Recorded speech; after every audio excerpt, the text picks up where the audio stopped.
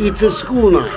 Parents living around the White Oak Music Hall are putting their little kids to bed. But on this night, the nursery rhymes aren't being read by their parents. They're being blasted through loudspeakers into their homes, courtesy of the outdoor show at White Oak Music Hall. How nice. And it's the rap band ASAP Mob too. Someone's idea of music. It's filthy, vulgar, nothing but F-bombs and N-bombs, lyrics about abusing women. How mature.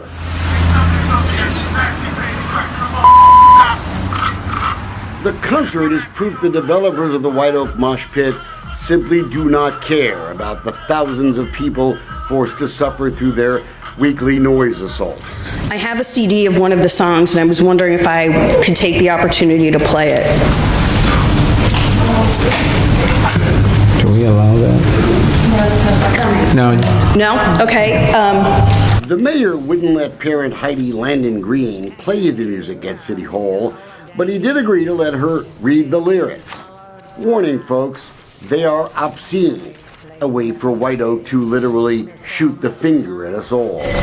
So am I allowed to use explicit lyrics? You know, it's a thin line between First Amendment, so I'm going to defer to the First Amendment. So I can go ahead?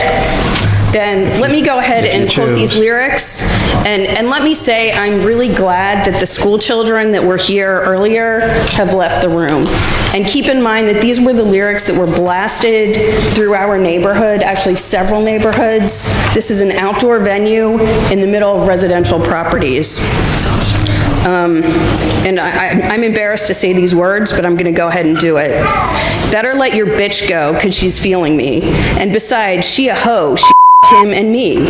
And I gave her the beast like I'm Timothy, moonwalking in that pussy like Billie Jean. Point of order, Mayor. I think they've given us to it in writing. I'm just not excited about listening to profanity. Do we have it in writing? You do, yes. Just Councilmember Christie, yes, you do. Let us read it that way. I just don't, you don't know who's this. So. Right, and just keep in mind, this is what we experienced on Thursday night by these performers blasting through our neighborhoods. I opposed all of this loud music from the beginning. If you know me, you know that. Your point was well made in that council took an opportunity to stop listening to that. Some residents did sue the city, but only after their pleas were ignored. The city now even refuses to mediate. Betcha council doesn't know that. Mayor Turner knows he can stop all this nonsense in one single move. Simply deny the permanent stage permit for White Oak. At the very least, at least on school nights. Don't the kids deserve that? But he hasn't done any of it. Instead, he keeps secrets. The neighborhood was a mess, and it was awful. It was awful. It was an awful experience. Worse yet, and this is the worst part, an ambulance had to get to my neighbor and had to take a detour and park a block away to respond to a baby in respiratory distress on the 400 block of Cosmos. Our neighborhood is a mess during these lawn events. This is White Oak's behavior as they face a trial 6 weeks away. How bad will it get? How bad will it get once the specter of a lawsuit is removed? It certainly stands to reason that it surely won't get better. Remember the deep dive investigation the mayor promised? He won't release it. I have no vested interest in a project that I did not originate or start. So whatever the rules and the terms are, we certainly will follow. But I'm dealing with a situation just like there are two neighbors that are in a certain area. And now the question is, how do we get people to coexist? And we certainly expect everyone to follow the terms and conditions that are set out by the city. The developers that you have referred to as our neighbors, they're sitting right here, have had multiple meetings with you.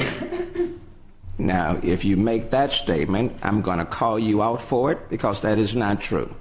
I have not met with one developer.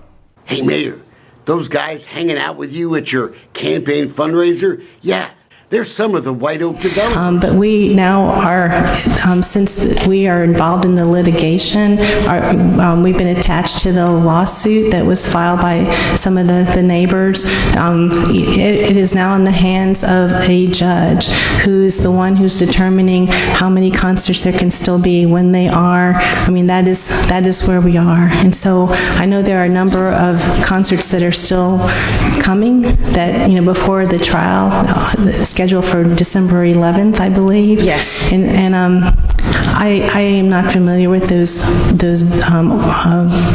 performers that are coming. My husband was a little bit, and he says these are going to be really loud. So there's more coming, and we may be seeing you back here in a few weeks. But I think that that we are where we are right now while it's being litigated. The folks who live around the White Oak Music Hall call that lip service, feigned outrage.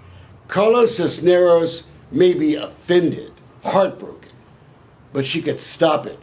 Ask the mayor to deny the stage permit. She hasn't.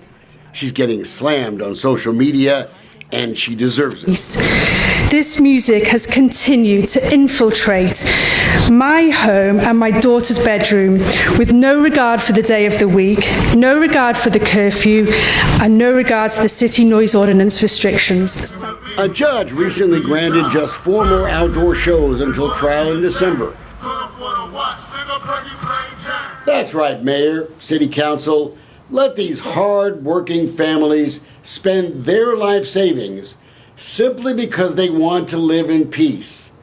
A peace that's been shattered by something y'all did. We're going to start counting heads on City Council in the coming days. Naming some names. Is not present. Ask yourself this. What city councilman really wants to go on record saying they'd like that crap blared into their homes, shaking their walls, scaring their kids? They were also forced to listen to profanity-laced lyrics for 2 hours, punctuated by very loud simulated gunfire. It was awful.